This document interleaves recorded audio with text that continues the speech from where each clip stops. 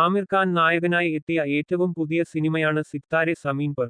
ഒരു sports comedy ജോണറിൽ ഒരുങ്ങിയ cinema വലിയ പ്രതീക്ഷകളോടെയാണ് തിയേറ്ററിലെത്തിയത്.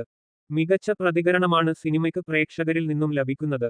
ആമിർ ഖാന്റെ ഗംഭീര തിരിച്ചുവരവാണ് സിനിമയെന്നാണ് പ്രതികരണങ്ങൾ. ബോക്സ് ഓഫീസിൽ സിനിമ വലിയ കുതിപ്പുണ്ടാക്കുന്നു എന്ന സൂചനകളാണ് പുറത്തുവരുന്നത്. റിലീസ് ചെയ്തു ഒരാഴ്ച പിന്നിടുമ്പോൾ ചിത്രം ആഗോള ബോക്സ് ഓഫീസിൽ 200 കോടിയിലേക്ക് അടുക്കുകയാണ്. 195 കോടിയാണ് സിനിമയുടെ ഇതുവരെയുള്ള നേട്ടം. ചിത്രം ഇന്ത്യയിൽ നിന്ന് ഇതുവരെ 108.15 കോടി നേടിയെന്നാണ് സാക്നിൽക്കിന്റെ കണക്കുകൾ സൂചിപ്പിക്കുന്നത്.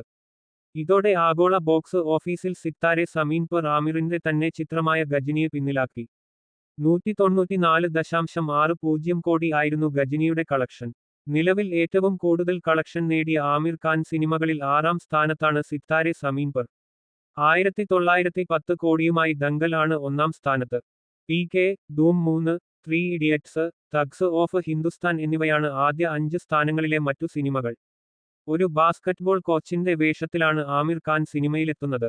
ശുഭ മംഗള് സാവധാന് എന്ന ചിത്രത്തിലൂടെ ശ്രദ്ധേയനായ RS പ്രസന്നയാണ് സംവിധാനം ചെയ്യുന്നത്.